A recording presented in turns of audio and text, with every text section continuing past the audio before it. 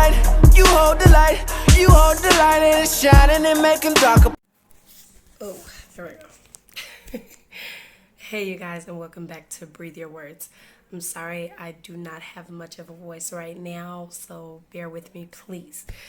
I wanted to get on here to do a real quick video. I'm trying to make it as quick as possible, but it might be a little long. Anyway, let's get to the point.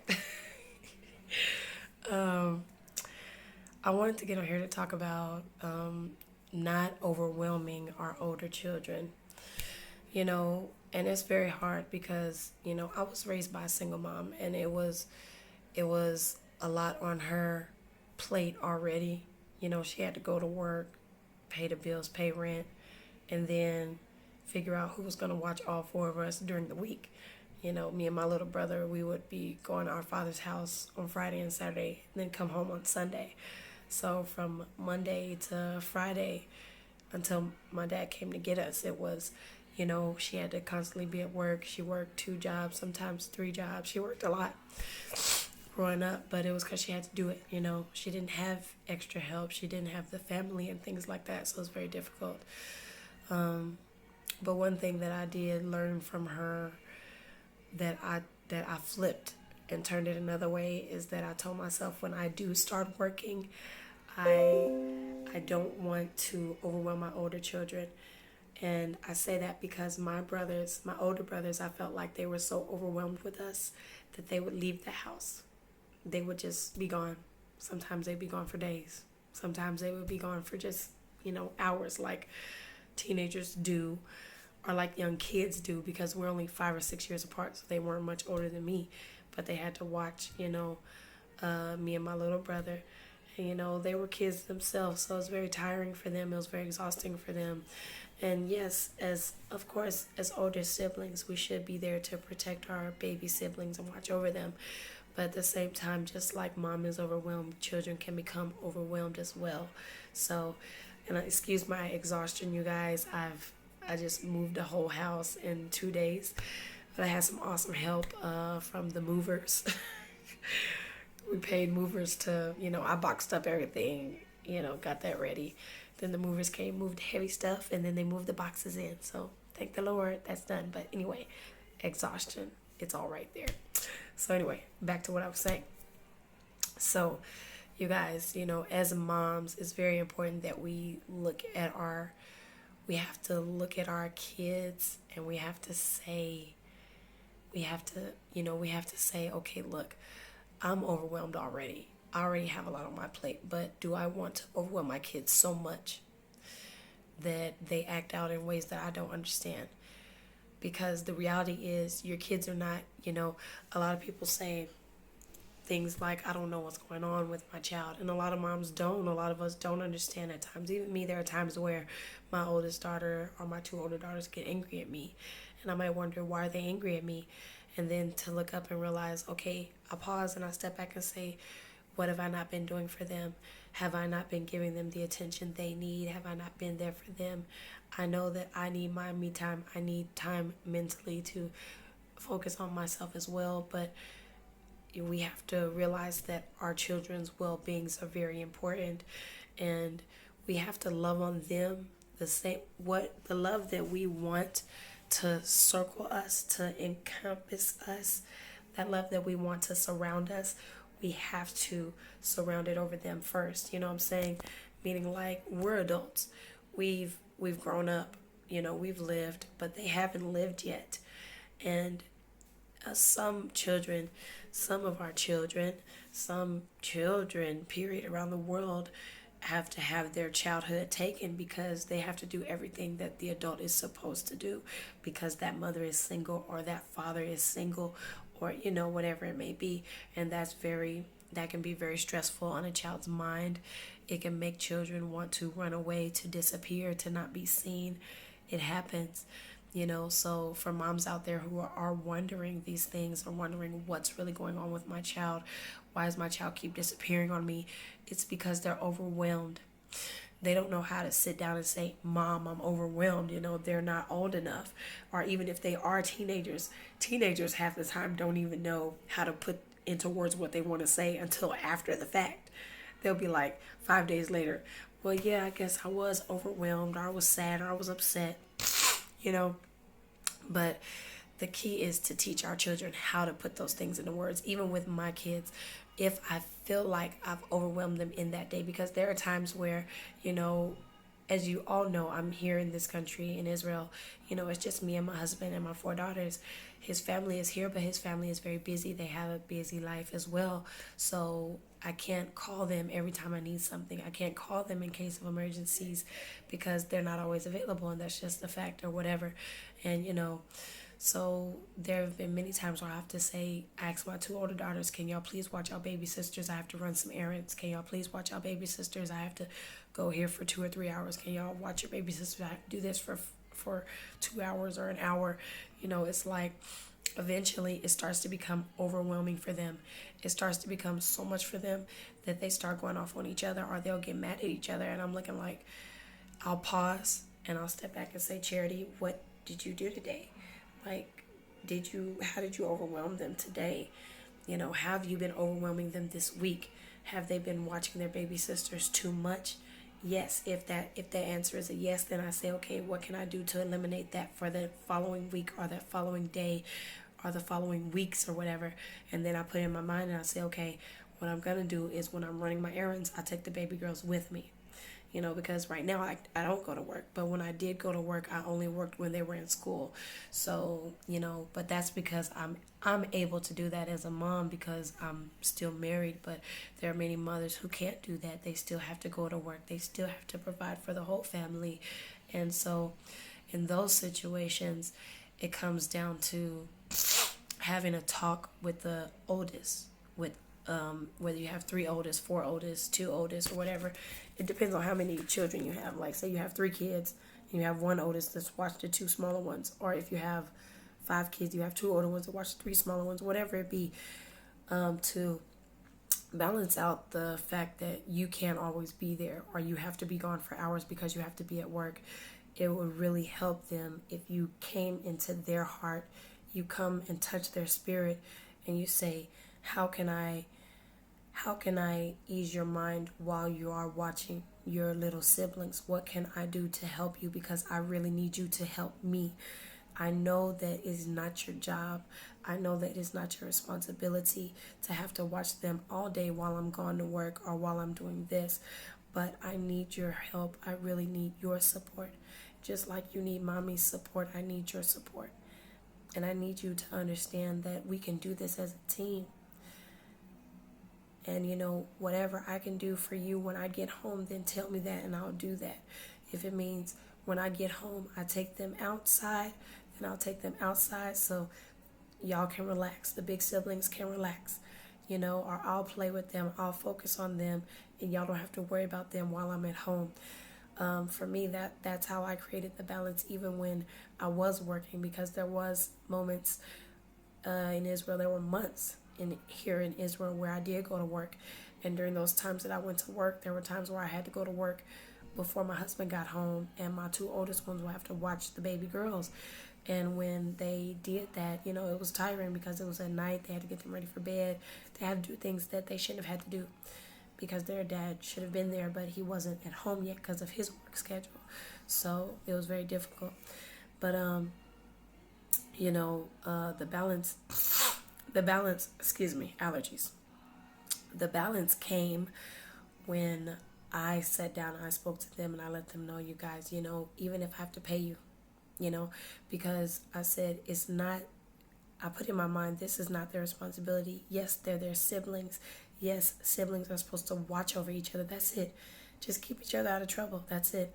But it's not, they shouldn't have to be the babysitter all the time, you know. And they shouldn't have to be, you know, the one responsible for their little siblings all the time. It's tiring. They start to feel like parents. And it's tiring. It's exhausting for any child to feel that way. I know the feeling, you know, because when I was younger, it was the same thing. My older siblings, right after my mom went to work, they would go to work. I mean, they would leave, not go to work. They would just leave the house. So at the age of 5 and 6, I was watching my little baby brother. I didn't want to do that. It was like, you know, I felt like them. Like, they didn't want to watch us. I don't want to watch him. But, you know, that's how it was. So to change that dynamic, you want to touch their hearts and their minds, and you want to change the dynamic of how they're feeling. You want to change their emotions towards their baby siblings, and you want to help them to understand that we are protecting each other. We're a family together, but the family can't succeed well if we're not there to help one another. It's important that we help each other. You help mommy by watching your baby siblings because y'all are all that I have. I love y'all and I want you all to live great and beautiful lives. Whatever you got to say to encourage them magnificently. And then you also, encourage them with things they like, say, okay, here in Israel we get paid once a month, right? So you say, okay, every day that y'all watch them at the end of the month, I'll have a reward for you. Now you get to choose the reward.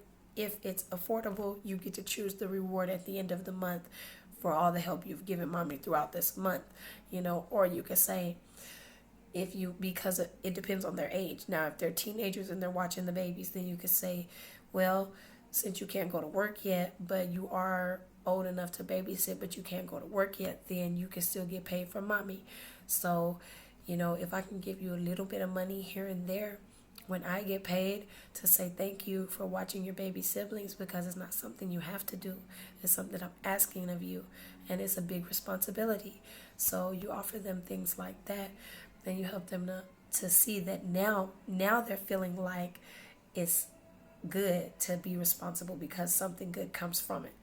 So in this situation, the rewards do work out. It's not a bad thing to reward them for something like that, because it's a big deal to have a babysitter, and it's a big deal to be a babysitter, even as a brother or a sister. So if you do it like that with them, then they look at it different. Like with my big girls, now when they watch their baby sisters, they, and they're only 11 and 8, and they watch their 3 and 4-year-old baby sisters, but before, when they watch them, I make sure that they don't have to do anything. I'll make their load a lot easy, because I'll have dinner ready, or I'll have breakfast ready. Whatever I need to have ready, I'll have it ready. That way all they got to do is sit them at the table, make sure they eat it. That's it. And then they can go back to playing with their toys or whatever until I come back, But that's what I do. So, and but for my big girls, I offer them, like, I'll say, okay, for each time that y'all watch y'all baby sisters, that's 50 shekels. For each time, not hour. For each time, like what day, And I'll say or I'll say, okay, 20 shekels for 1 hour, So at the end of the month, they got a nice little amount coming to them. They might get 200 shekels at the end of the month, because I don't make them do it often. For me, it's like once or twice a week that I'll run an errand without my baby girls. And it depends on the weather the weather that day. But yeah, so sometimes our kids need a lot of encouragement, especially when they see mom is struggling. It's very difficult. And then the kids want to be there to encourage you, the mom that is single. The kids want to be there for you, and they want to see you happy. And it's so hard for our kids to see us angry. It's so hard for our kids to watch us be sad, to watch us do things alone. It hurts their hearts. It does. It does. It hurts their hearts, and it's something that communication will bring out from each of you. And sometimes it's just sitting next to your child and watching that show with them, or whatever it may be. But anything that you can think of that you can join in with them after they've watched the kids. Like with my big girls, there are times where I say, okay, y'all pick a movie, and I don't do it enough. I do it probably once a week, sometimes every other week. This week it's been very busy, so I haven't done it this week, and I owe them that tomorrow, so they'll be picking movies all day tomorrow. It'll be their movie days. But yeah, you guys, so, it's just things like that. Put in our thought process as parents that we have to consider that we're raising our kids to become responsible adults. So if we want them to become responsible adults, we also have to show them what responsible adults do get when they do a great job. And sometimes we get rewarded, sometimes we don't. But when we go to work for things, we do get, we get paid for going to work. And I feel like, yes, if your older children have to babysit for you, then try to pay them or try to give them the things that they love, or try to, at least once a month, and it's not easy. It's very difficult. Like my mom, she used to, the things she used to do that I love, she used to take us to the zoo. She used to take us, for us, that was a reward. For me, it was like, we got to go out every weekend, because in America back then you got paid every week. So we got to go out somewhere every weekend. Sometimes it was the movies, sometimes it was Chuck E. Cheese, sometimes it was, it was just Six Flags, what I'm saying? It was fun stuff, exciting things. So here in Israel, it's very difficult to do that. And because of Corona time. But if you do that, then you will, see that even the small things, like saying, okay, well, let's all go to the park together. If they're too big for the park, then you say, let's play a video game together. If they don't want to do that, let's watch a movie, or sit there and you listen to their day.